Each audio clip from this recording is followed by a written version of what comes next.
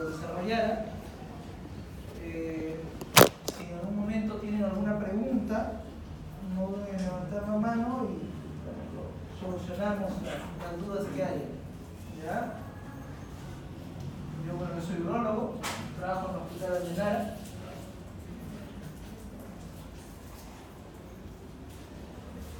Esto es lo que dice su sílabus que debemos tratar el día de hoy. Son temas amplios, así es que voy a tratar de, como les digo, resumir y que en cada uno de ellos se quede lo más importante y lo que yo recuerdo que cuando postulé al internado, al ENAM y a la residencia preguntaba. ¿Ya? Así es que probablemente son las preguntas porque siempre preguntan lo mismo. La oncología no es muy amplia comparado con otros temas de la medicina. Y son temas cortos donde uno tiene que saber lo básico.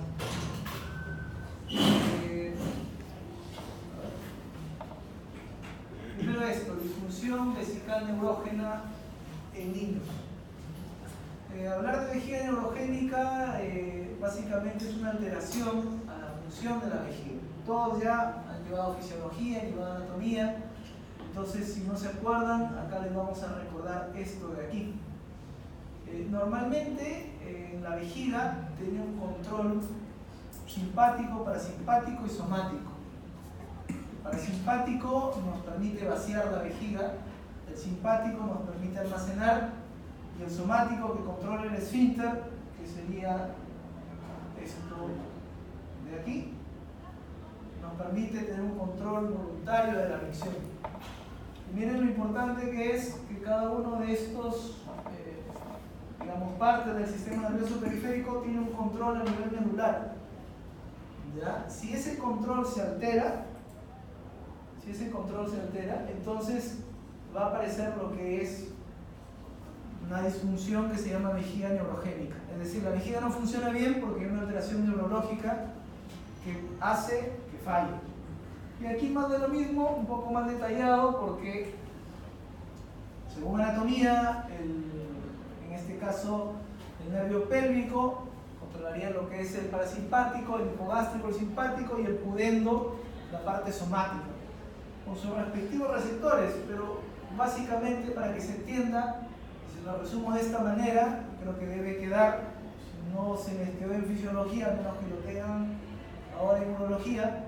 El parasimpático nos sirve para vaciar, el simpático nos permite almacenar y el somático que controla el esfínter estriado permite el control de la micción.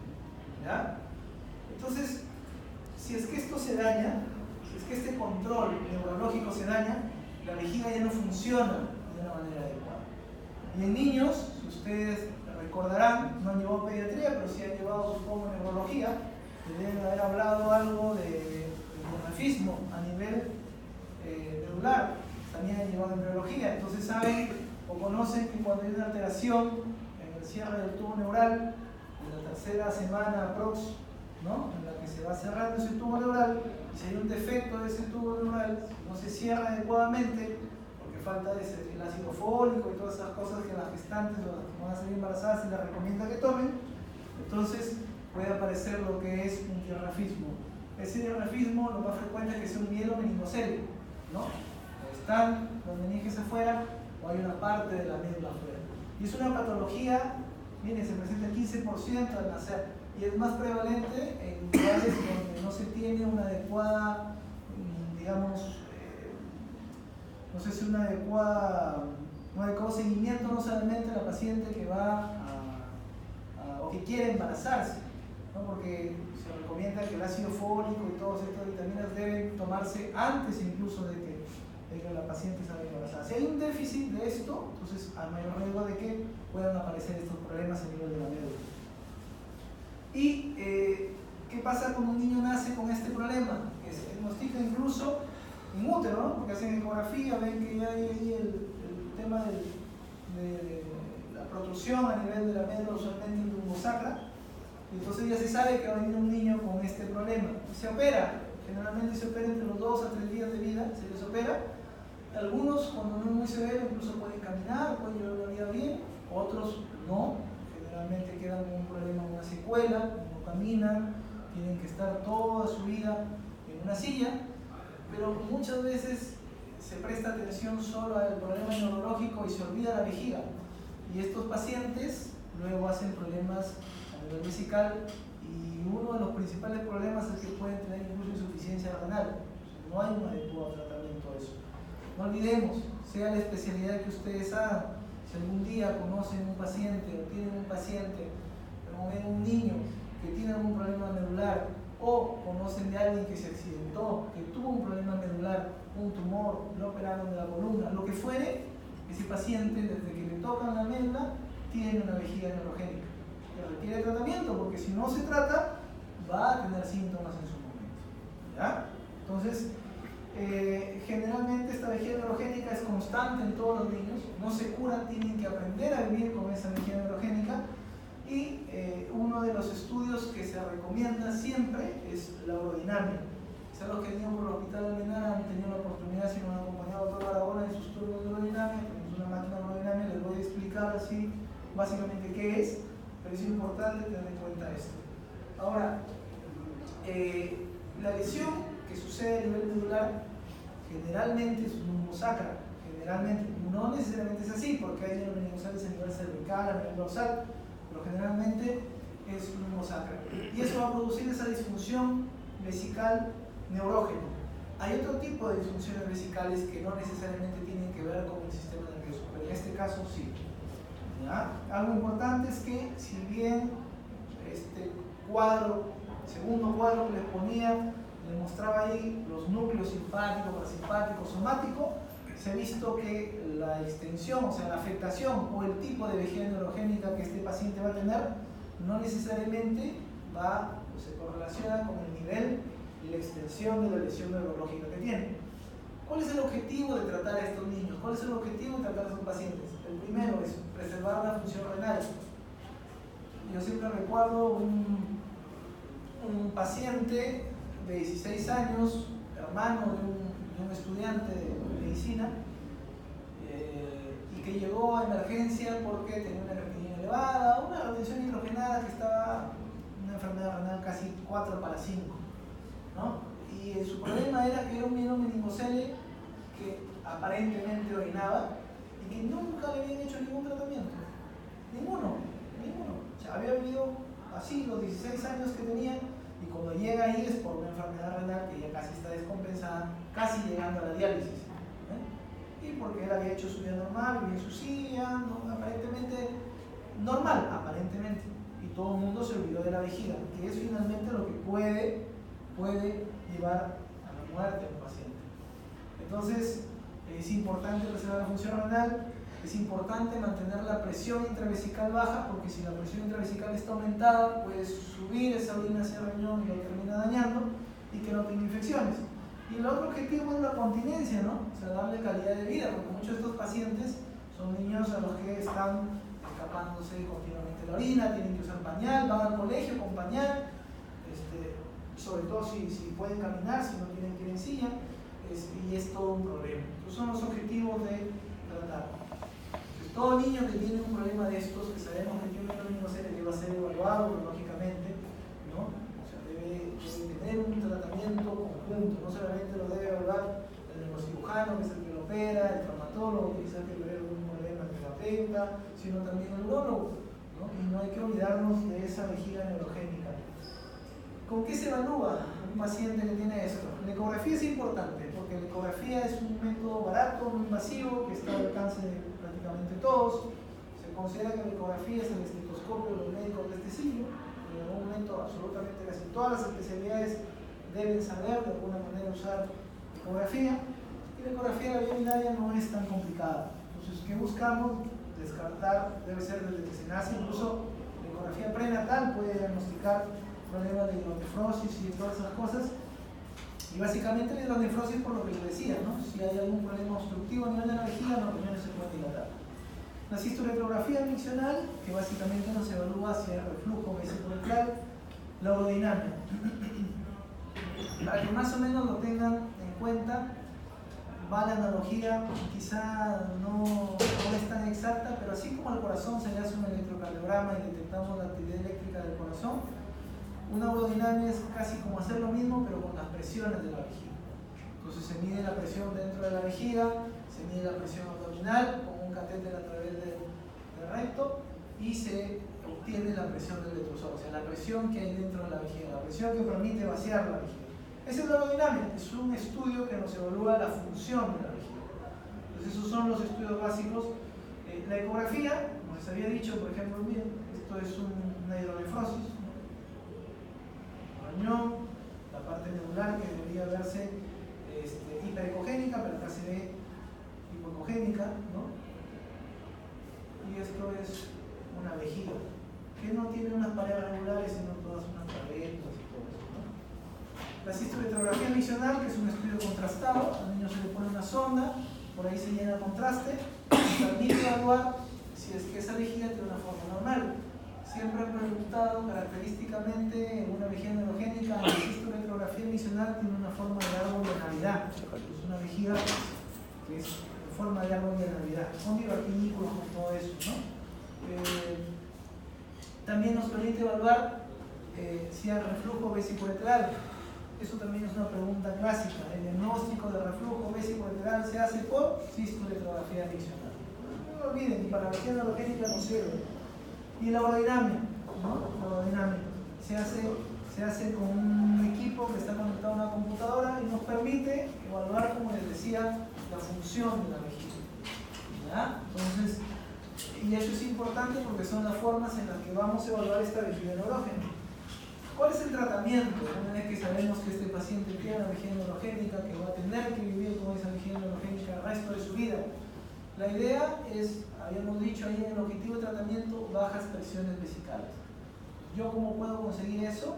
Yo puedo conseguir, si por ejemplo la orina se está quedando retenida o la vejiga hace una fuerte contracción para poder botar la orina, yo puedo conseguir eso, pues sacando la orina que se está quedando, ¿no? De alguna manera, siempre le digo esto a los pacientes en términos fáciles para que lo puedan entender, la orina es como un desagüe. Si se obstruye a nivel de la vejiga, a nivel de la próstata, ¿qué es lo que hay que hacer? Desobstruir, ¿no? Entonces, una de las formas en las que tenemos actualmente para poder tratar una vejiga neurogénica, que es muy frecuente, es el cateterismo intermitente líquido. ¿En qué consiste eso? En que lo fisiológico es que depende mucho de la cantidad de líquido que tomemos, pero cada 4 o 6 horas uno va al baño a miccionar.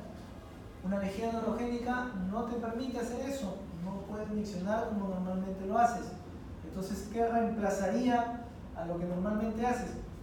Ponerte una sonda y sacar la orina. En eso consiste el cateterismo intermitente.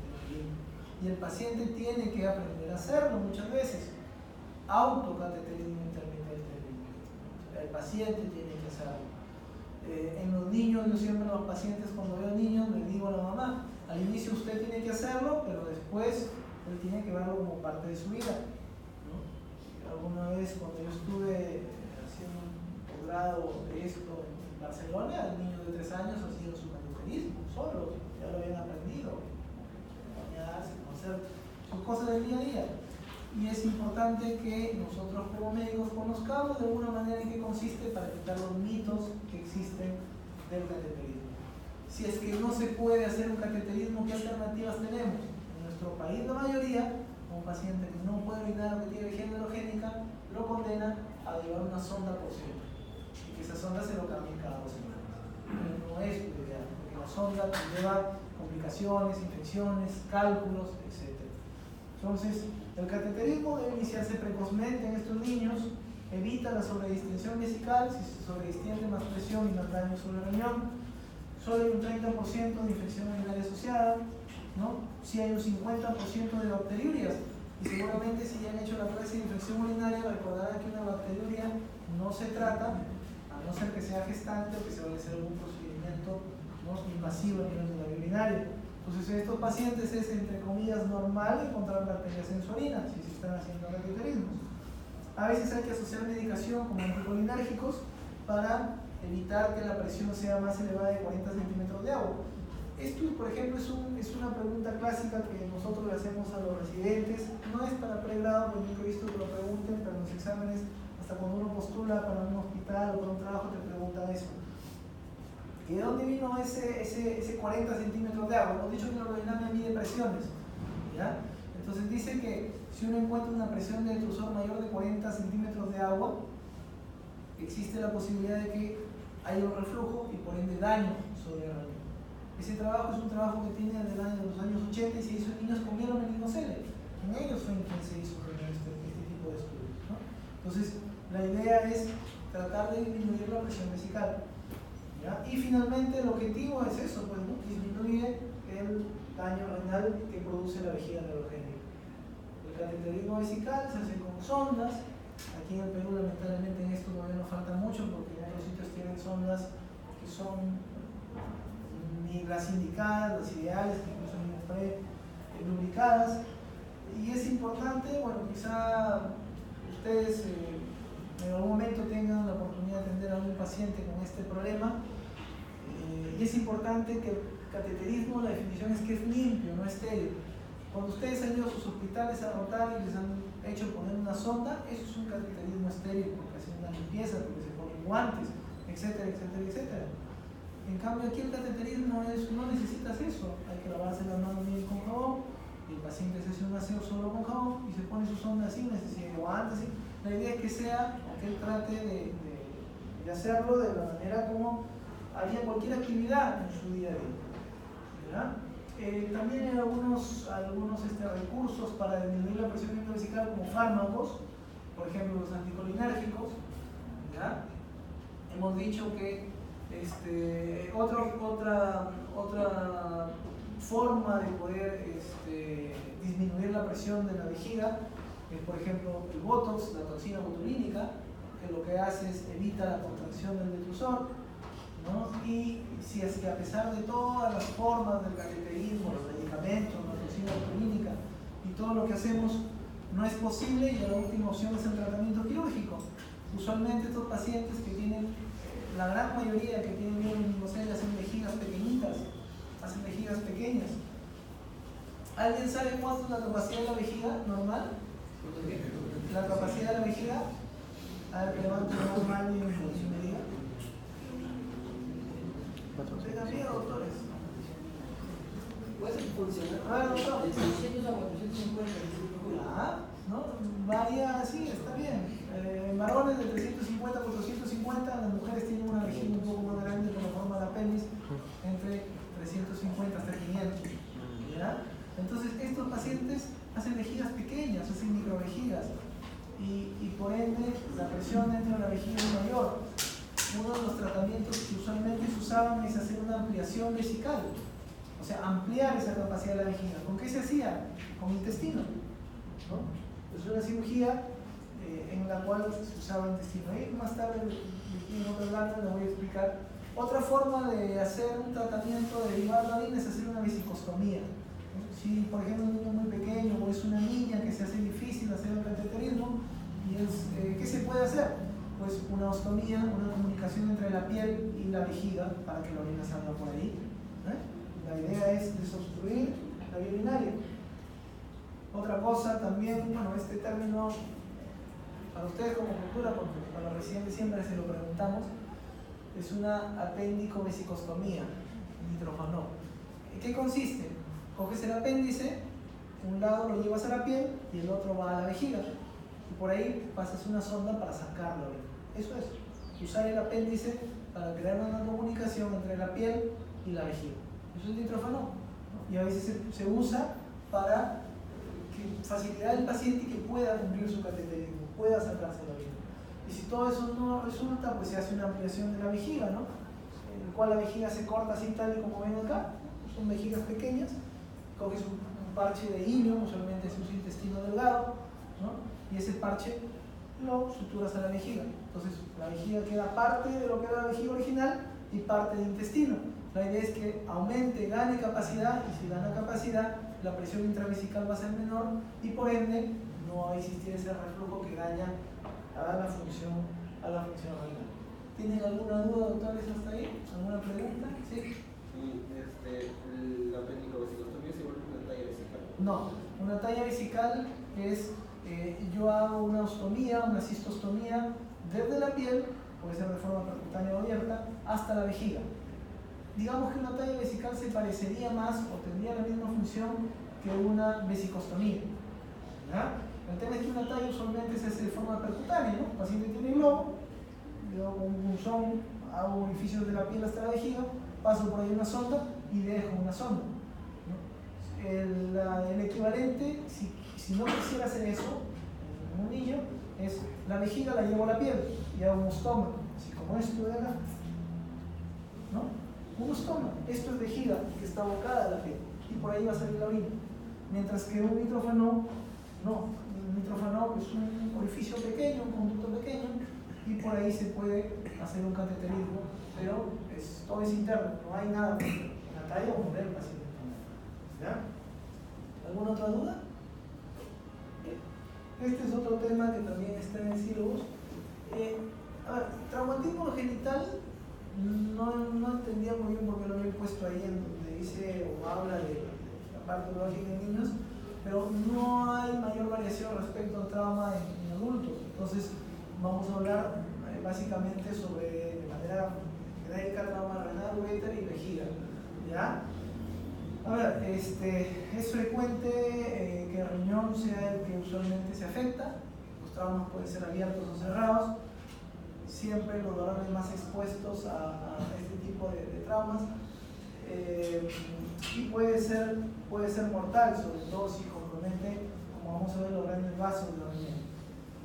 En el riñón pueden ser mecanismos cerrados o penetrantes, ¿no? Si alguien, por ejemplo, tiene un accidente o una bala, etcétera, o si tiene una caída puede golpearse la región lumbar y puede tener cierto tipo de trauma renal.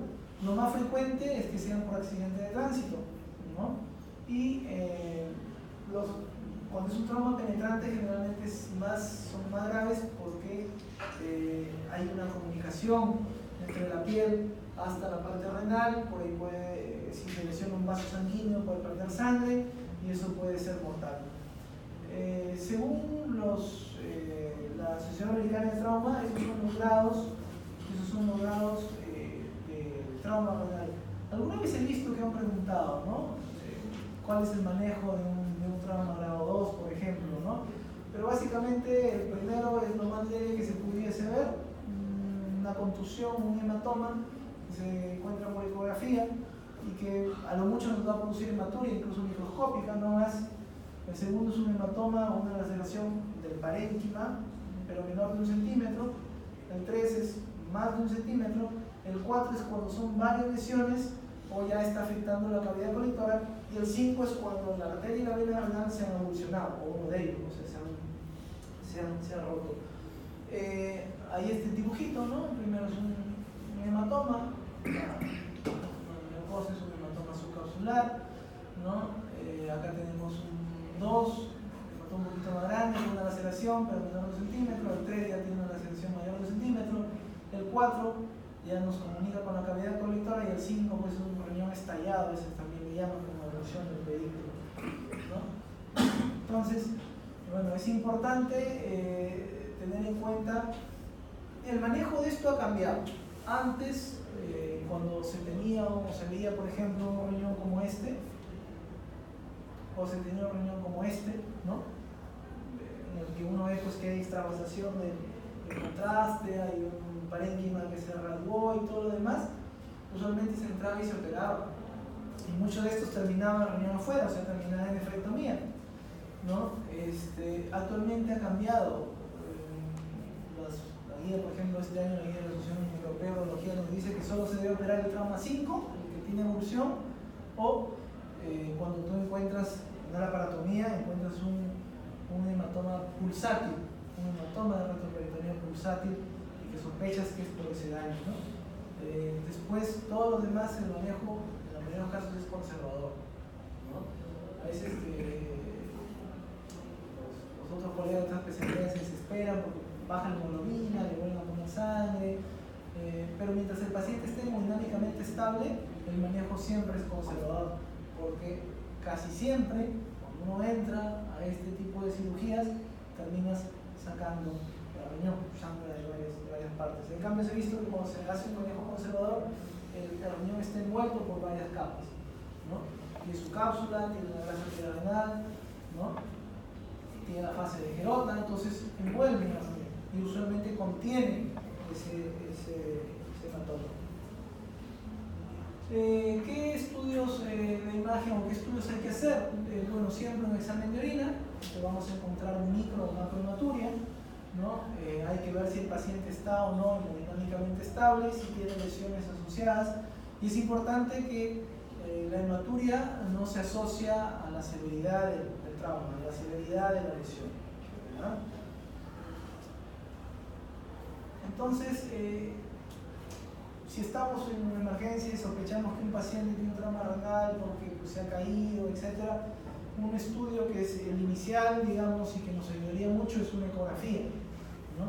Y si el paciente está hemodinámicamente estable, le podemos hacer una tomografía con contraste, porque finalmente eso es el buen estándar, como dice ahí, y que nos va a permitir evaluar toda esa clasificación que hemos visto. Esa clasificación es por tomografía, ¿ya? Esa clasificación de la Sociedad Americana del Trauma, como dice, del 1 al 5, y la clasificación se hace con tomografía. La eco sí nos permite evaluar en un inicio, ¿no? Ver si el riñón está sano, si hay sangre en cavidad, pero sobre todo es por tomografía.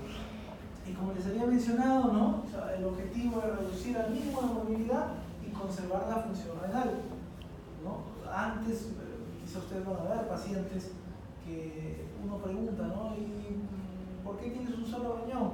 Y no es que hayan nacido así, generalmente o tuvieron un accidente o algo parecido, entraron a operarlos y les sacaron el riñón. Obviamente que eso se debe hacer siempre, lo repito, cuando el paciente está hemodinámicamente inestable, que no responde al tratamiento conservador, que tienes un trauma grado 5, ¿no? En el que sabes que está rota la arteria, la vena, que hay una emulsión, que ese riñón está destruido, que el paciente sigue sangrando. En ese caso está indicado hacerlo. Si no, pues actualmente el quirúrgico solo es el grado 5. ¿Ya? Entonces ahí vemos las indicaciones, lesión de grado 5 cuando el paciente está hemodinámicamente inestable, ¿no? Cuando tenemos un hematoma pulsátil, ¿no? Y usualmente se prefiere un abordaje retroperitoneal, aunque esto sí es un poco difícil porque cuando un paciente tiene un trauma generalmente es politraumatizado. Entonces a ti, por ejemplo, te llaman los cirujanos que entraron para reparar alguna víscera a nivel abdominal, y ven ahí el hematoma pulsátil, ¿no? O entran por otro motivo, si le disparan, al paciente le dispararon, etc. Entran generalmente a hacer una laparotomía exploratoria y ahí encuentran a veces el hematoma pulsátil, ¿no? Entonces es un poco complicado abordarlo de forma extraperitoneal. Normalmente el abordaje extraperitoneal es por una hemotomía. En uréter, bueno, en uréter es menos frecuente y generalmente casi todos los traumas de uréter en la mayoría son diatrógenos, o sea, originados por el médico. A la cabeza, las especialidades que más dañan o lesionan el uréter está ginecología, ¿no? Los ginecólogos sí muchas veces están operando y llaman al urólogo porque se cortaron un uréter, posicionaron, lesionaron, y a veces no se dan cuenta. Después siguen los cirujanos generales y después los mismos urólogos. A veces hacemos cirugías en las que hay una lesión. La diferencia es que los urólogos pues sabemos reparar los uréteres y no se nos hace tan complicado, ¿no? Sus especialidades sí llaman para que les apoyemos en la reparación de eso. Usualmente, igual aquí toca la vía urinaria y lo que vas a encontrar es hematuria. Ahí también está la clasificación, 1 y 2 son lesiones parciales y lesiones completas de 3 a 5, ¿no? Y es importante, por ejemplo, cuando uno repara un uréter, porque en la mayoría de los casos el tratamiento de esto es quirúrgico, ¿verdad? Se daña un uréter, generalmente si solo es una lesión parcial, uno que pone un catéter doble J, que es un catéter que va desde el riñón hasta la vejiga, y espera pues, que esa doble J haga su trabajo y el paciente usualmente no pasa nada, ¿no? Ese uréter tiende a cerrarse. Pero cuando es una lesión completa, lo reparas, también dejas doble J, pero tienes que repararlo. Y es importante tener en cuenta que si, por ejemplo, uno, como hay extravasación de orina, uno opera a un paciente y inadvertidamente lesiones el uréter, puede generar urinomas y luego el paciente esté cumpliendo con infecciones, etc. En cuanto a trauma de vejiga, quizá este es el que más han preguntado en todos los exámenes que yo he visto y no es frecuente, ¿ya? No es frecuente el trauma de vejiga, pero la causa más frecuente también son los accidentes de tránsito, asociados también a fracturas pélvicas. Otra causa también están los amigos ginecólogos, cuando entran haciendo una esterectomía, una cesárea, de pronto se abren la vejiga y llaman para que uno tenga que repararlo. ¿Ya? Hay una triada que han preguntado alguna vez por esto, hematúria, anuria y distensión abdominal. ¿Ya? El diagnóstico es por cistografía. La cistografía también te dice cómo está esa vejiga después de un trauma. La cistoscopía usualmente no la hacemos, a no ser que entres con intención de operar, pero sobre todo la cistografía. Entonces, eso nos permite ver si hay fuga de contraste o no, y si es que lo más importante es, la clasificación también de un trauma, pero lo más importante es definir, y eso lo han preguntado, si tienes una lesión de la vejiga que es extraperitoneal o intraperitoneal. ¿Por qué es importante definir eso? Porque si tienes una lesión extraperitoneal, y por eso es la que han preguntado, el tratamiento es colocar una sonda. No tienes que operar al paciente, le dejas una sonda, unas 3 semanas o quizá un poquito más, y esa vejiga va a cerrar. Pero si tienes una lesión intraperitoneal, o sea que la vejiga está comunicándose con peritoneo y la orina está en cavidad peritoneal, tienes que operarlo, tienes que entrar a operar, tienes que entrar a coser esa vejiga, a rafiarla, a reconstruirla. Igual dejas sonda. Pero eso es pregunta de examen, clásica también de urología, el tratamiento, el manejo de un trauma vesical extraperitoneal. ¿Ya? No sé si tienen alguna duda, alguna pregunta. Estamos haciendo lo resumido de lo que les he dicho y las diapositivas quedan ahí para que lo revisen en lo básico. ¿Ya? Este es un tema importante. Alguna vez he visto problemas médicos legales entre pediatras, sobre todo pediatras, y a veces urólogos por este tema, porque se presenta en gente joven. ¿Ya? La torsión testicular.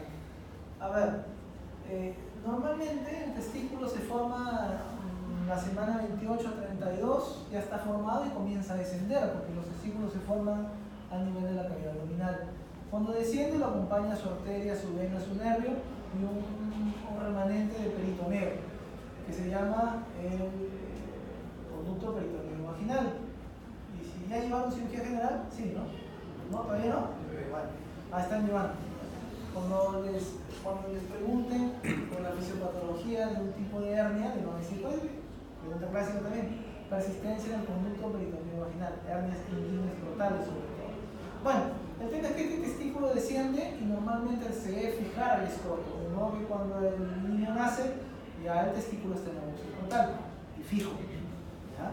Si hay alguna alteración en esa fijación del testículo, entonces el testículo está, digamos, que colgando ahí en su bolsa y puede torcerse sobre su eje. A eso se le llama torsión. Más que torsión testicular, debe ser torsión del cordón, ¿no? Testicular.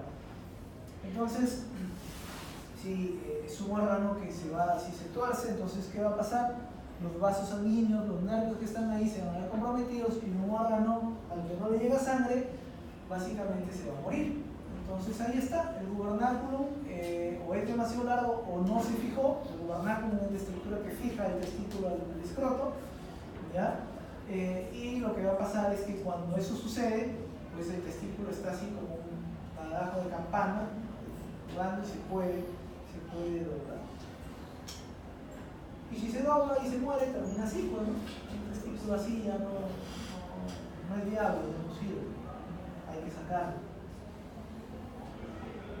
¿Qué sucede cuando hay una torsión? Contagio venoso, éstasis de la sangre, edema, extravasación de fluidos y el testículo se infarta finalmente.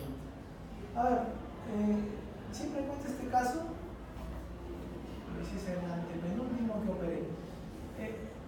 Un chico que estaba jugando videojuegos, de pronto eran las 4:30 de la mañana, se le ve la noción del tiempo, se despierta, se levanta, estaba ahí en su habitación, se despierta para ir al baño y cuando regresa ya tiene un dolor intenso en el testículo del lado derecho. Cuando llega a la clínica un par de horas después, porque lo despertó a su papá, a su mamá para que lo llevaran porque le dolía, era intenso. Y yo le pregunto, pues no dejó ni siquiera examinarse, pero yo le pregunto y me dice que ya había tenido unos dolores unos días antes. Y además, como algo se había golpeado, pensaba que era por eso, ¿no? Pero una característica de este paciente es que el dolor inició de una manera brusca, y ahí está la clave para el diagnóstico. Porque, si bien él dice que había tenido dolores anteriormente, el dolor que ese día lo llevó a la clínica era muy intenso, ¿no? Y él previamente estaba jugando videojuegos. Nadie que tiene un dolor en el testículo, ¿no? Intenso, que va a estar jugando videojuegos, ¿no? Él estaba tranquilo, haciendo sus actividades como siempre, se paró, fue al baño, regresó y ya tenía el dolor. De un momento a otro, brusco. Entonces, eso es algo característico. Como hay una torsión de un nervio, se asocia a veces a náuseas, vómitos, ¿no? Y confunde, pueden pensar que es otra cosa, ¿ya? Y lo importante aquí, obviamente dolor abdominal, ¿no? Si alguna vez a los dolores presentes les ha caído un pelotazo o se han golpeado, ustedes saben que el dolor normalmente es ahí, si no se siente en el abdomen, justamente porque de ahí nacen los nervios que van hacia el testículo. Y entonces lo que vamos a encontrar en un paciente que tiene una torsión testicular usualmente es que pues, el teste está elevado, torcido, va a haber un aumento de volumen, el reflejo cremastérico está ausente, ¿no? Difícil la palpación, obviamente, el paciente no quiere que te lo toques porque le duele. El signo de PREM, y esto también lo han preguntado, es una pregunta clásica y hay mucha controversia, y cada vez que alguna vez dicto una clase y me preguntan por el signo de PREM, es un poco confuso, porque ustedes van a encontrar, si revisan libros donde dice que la torsión es positiva, la torsión es negativa, y sirve para contestar. Es una pregunta clásica y frecuente en neurología, ¿no? Recuerdo que creo que vino cuando postulé internado y también cuando postulé a la residencia, siempre lo preguntan. Bueno, básicamente, ¿en qué consiste? Si hemos dicho que una torsión testicular afecta la vascularización, afecta la parte del nervio, por más que tú eleves ese testículo va a seguir doliendo o va a empeorar el dolor. ¿Y para qué sirve el signo de PREM? ¿Con qué hace el diagnóstico diferencial? Con una orquiepididimitis. Porque una orquiepididimitis, que es una inflamación del testículo generalmente por causa infecciosa, tú elevas el testículo y al paciente le calma el dolor. Es más, parte del tratamiento de una orquiepididimitis son antibióticos, es decir, el paciente que usa un suspensor que eleve el testículo. Que el testículo no esté colgando, porque de esa manera el dolor va a mejorar. ¿Ah? Entonces, por eso que aquí nos dice que si el testículo se eleva, pues el dolor empeora. Claro, porque está torcido, porque el nervio está comprometido. Y finalmente este otro signo, que raramente lo preguntan, pero básicamente es que el testículo que debería estar vertical está horizontalizado. El diagnóstico es esto, también preguntado un montón de veces, y te lo ponen con varias alternativas. Te ponen ultrasonido, te ponen ultrasonido testicular, te ponen ultrasonido testicular Doppler. ¿Ya? La respuesta es Doppler, ¿ya? Para ver la vascularización, porque al Doppler debemos ver si ese testículo todavía es viable o no. Miren la especificidad y la sensibilidad que tiene. Entonces nos dice, nos da y el tratamiento también, preguntado un montón de veces y te lo ponen con varias alternativas. Pero básicamente el tratamiento es hacer una exploración, o sea, es quirúrgico, tienes que entrar a operar a ese paciente. Si el testículo está viable, o sea, si todavía está vivo, si no está como esa imagen que le mostré, ¿qué haces? Lo fijas, a eso se llama pexia, fijar. Pero no queda ahí, sino que tienes que fijar también en otro lado. Entonces, la respuesta a esa pregunta tan compleja que a veces leía y que decía pexia del lado o pexia del otro lado, se hace una exploración y una orquidopexia bilateral. Orquidopexia bilateral. ¿Ya? Si el testículo ya está muerto, tienes que sacarlo. ¿En cuánto tiempo se muere? Usualmente después de 24 horas ya no hay nada que hacer. Lo ideal es que este paciente se le opere dentro de las 6 primeras horas. Después de las 12 primeras horas, el testículo tiene afectación en su formación de espermatozoides, más no en la formación de hormonas. Y después de las 12 hasta las 24, ya si pasa más de 24, generalmente ya el testículo ya se murió. Y tienes que entrar a sacarlo. Entonces yo les hablaba de los problemas médico-legales porque muchos pediatras que han hablado y han pensado, este es una orquiepididimitis, se han dado antibióticos al niño, analgésicos y lo han mandado a su casa. Y finalmente es una torsión.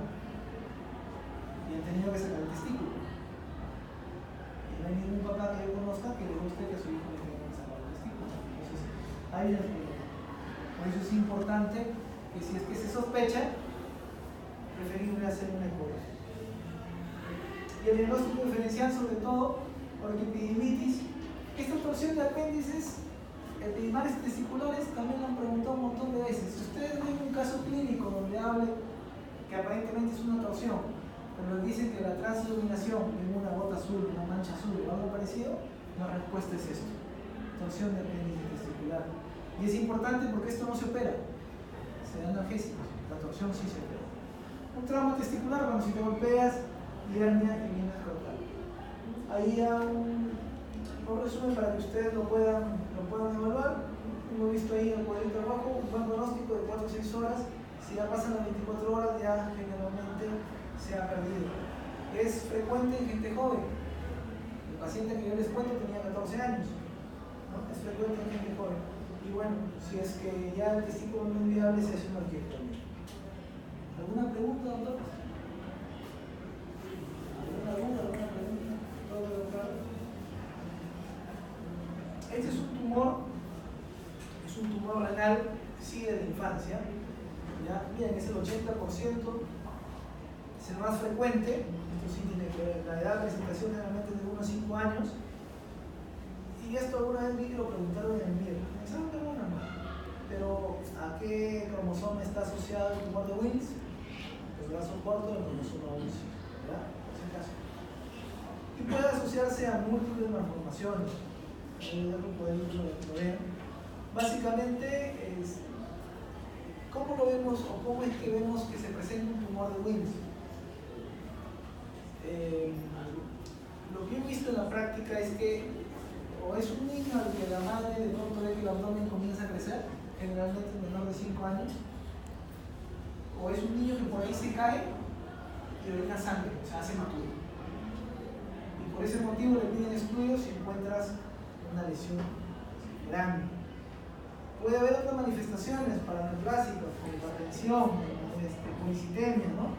Pero lo más frecuente es que sea masa, el 75%. Y cuando le haces una tomografía para evaluar el tumor, ves algo como esto. Es un tumor grande. En la cavidad abdominal de los niños, que hemos dicho que generalmente menores de 5 años, se ve la diferencia, incluso parece que fuera gestante. Es una lesión grande. Generalmente cuando pasan la línea media, requieren tratamiento previo con quimioterapia para tratar de reducir el tumor. El diagnóstico básicamente es con la tomografía. La tomografía es el estudio que nos permite evaluar de la mejor forma un tumor renal, sea en adultos o en niños. Y tiene que ser con contraste, a diferencia de la litiasis, que es sin contraste, que es con contraste. Acá miren, esto es por ecografía y acá una tomografía. ¿Cuál es el tratamiento? A ver, si la lesión es muy grande, el tratamiento finalmente es quirúrgico, tienes que operarla. Pero si la lesión es muy grande, entonces se prefiere dar quimioterapia primero para que la lesión la reduzca, sea más pequeña. Y la verdad que sí, en buena parte se da quimioterapia y muchos de estos tumores que eran grandes, que pasaban la línea media, terminan siendo más pequeños y por ende más fáciles de operar. Pero el tratamiento finalmente es quirúrgico, o sea, tienes que sacar ese tumor. Tratado a tiempo, el pronóstico es bueno. El pronóstico es bueno. Yo tengo pacientes ahí en el hospital que en su niñez fueron operados de tumor de Wills. Ya tienen 18, 20 años y están sanos, no ha habido enfermedad ninguna. Obviamente que si es que tiene un patrón histológico anaplásico, eso sí es el pronóstico sombrío porque generalmente hacen metástasis y ya no responden a nada. ¿Alguna pregunta de tumor de Wills? De eso, el tumor de Wills ahora es un tema corto. Lo que tienen que saber es que es el tumor más frecuente renal en la infancia y el diagnóstico diferencial es con el neuroblastoma, en ese caso. Y si les preguntan cuál es la masa renal más frecuente al nacer, no es ni Wills, no es ni nefroblastoma, sino es la hidronefrosis. Tumores testiculares. ¿Por qué tratarlo cuando vemos niños o gente joven? Porque este es una patología, este es un cáncer de gente joven. La mayoría de pacientes que tenemos son menores de 25 años. Tiene una incidencia entre los 15 y los 25 y otro pico entre los 35 a los 45, pero la mayoría son gente joven. Y es un tumor que actualmente con los tratamientos que tenemos tiene una buena sobrevida. O sea, que cada tiempo se puede curar. Miren, tasa superior de curación al 90%, 1 o 2% son bilaterales, y estos son los factores de riesgo. Criptorquidia, o sea, más que criptorquidia, que es un término que usualmente usamos, nosotros usamos el término teste no descendido. El testículo no descendió, se quedó en la cavidad abdominal. ¿Alguien sabe a cuántos grados por debajo de la temperatura corporal está el escroto? ¿Sabe alguien? 1 o 1.5 grados. ¿Y saben por qué? El aumento de temperatura. Eso es lo que el ambiente es necesario para poder tener posible. Claro, por espermatogénesis. Ese es el motivo. Entonces, cuando un teste no desciende a la cavidad escrotal, se supone que va a estar en la temperatura corporal. Y esas células, que son las células de la espermatogénesis, muchas veces, si están a la temperatura corporal, tienden a degenerar. Tienden a convertirse en cáncer. Si uno tiene un paciente al que no le ha descendido un testículo y no tiene la certeza de que no se haya formado y tiene más de 12 años, tienes que buscar ese testículo y tienes que sacarlo. Porque si no, eso con toda seguridad se va a transformar en un cáncer. ¿Ah? Entonces, por eso es importante tener en cuenta que uno de los factores de riesgo principales para el tumor testicular es la criptorquidia. Otros son un teste que es hipotrófico, los estrógenos durante el embarazo, la herencia, ¿no? Si hay un tumor previo en el otro testículo, también son factores de riesgo, pero uno de lo que es importante en niños es testículo no descendido, o sea, criptorquidia, que no se palpe un testículo. Normalmente, un testículo en un niño que nace, por ejemplo, prematuro o que no se palpa, se espera hasta el año y medio. Si después de los 18 meses el testículo no ha bajado, tienes que bajarlo, tienes que apreciarlo. Y si ese testículo no lo aprecias hasta después de los 12, entonces ya no entras a apreciarlo, sino a sacarlo, porque la posibilidad de que se convierta en cáncer es alta. Bueno, la clasificación, si vamos a evaluar el testículo, básicamente el testículo de células germinales, células de Sertoli. ¿De qué se encargan las células de Sertoli? ¿Se acuerdan? Nutrición del espermatozoide. ¿Y las que producen testosterona? Entonces, bueno, básicamente los tumores testiculares o bien de células germinales, que es lo más frecuente, o bien el otro tipo de células del estroma, o del cordón, que ahí tenemos la de Ley, la de Sertoli, los glioblastoma. Y en los tumores de células germinales tenemos dos grandes grupos: seminoma y no seminoma. Así lo dividimos. El seminoma es el más frecuente, generalmente son un 35% son puros, ¿ya? Y este, digamos que es el que es menos agresivo y el que tiene más posibilidad de curarse. Con los tratamientos actuales, la tasa de sobrevida en los 5 años para seminoma son más del 95%, asociando cirugía, quimioterapia y todo lo que tenemos. O sea, mejor es tener un seminoma que un no seminoma. Pero los no seminoma, digamos que son más frecuentes. Y hablar de no seminoma hay varios. Ustedes ven este cuadro, está el carcinoma embrionario, el teratoma, el carcinoma, el saco vitelino, y algunos que son mixtos. Son varios tipos. Se les agrupa como no seminomas. ¿Ya? El carcinoma embrionario es un tumor que deriva del saco vitelino. Pregunta de examen, lo han preguntado varias veces hasta en el MIR. Básicamente es un tipo de tumor no seminomatoso, pero lo característico es que deriva del saco vitelino. Hay otro que es, digamos, específico, que deriva del saco vitelino, pero en niños se llama York-Salk tumor, o tumor de York-Salk, así se le llama. Y sobre todo son los que producen alfa-fetoproteína. El teratoma es una mezcla de todo. El pasado yo veía que lo publicaban como gran noticia porque era curioso que habían operado a un joven y habían encontrado un diente en su testículo, ¿no? lo que era un teratoma. O sea, ¿por qué? Porque esto diferencia en varios tipos de tejido. ¿Ya? Entonces, tranquilamente puedes encontrar tejido óseo, cualquier tipo de tejido. Se llama teratoma. El coriocarcinoma, que a diferencia, cuando yo en gineco van a estudiar que las mujeres pueden hacer coriocarcinoma, pero en las mujeres el coriocarcinoma generalmente es benigno. Generalmente es benigno. En varones el coriocarcinoma es el que más frecuentemente es en metástasis hematógeno, no a pulmón. ¿Ah? Entonces,